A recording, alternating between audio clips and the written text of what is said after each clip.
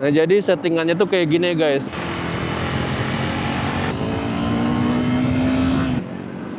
Oke guys, selamat pagi, balik lagi bareng gue di channel Marvel XP.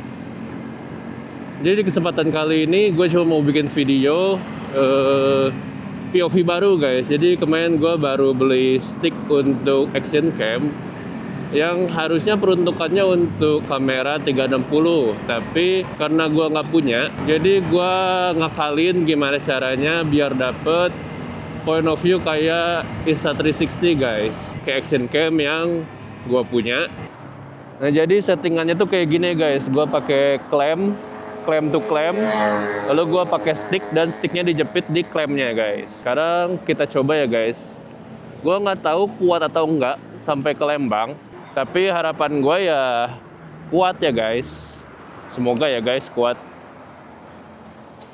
Gue sambil bisa mantau di ini sih guys, di spion. Tapi kan gue nggak mungkin ngeliatin terus guys di spion.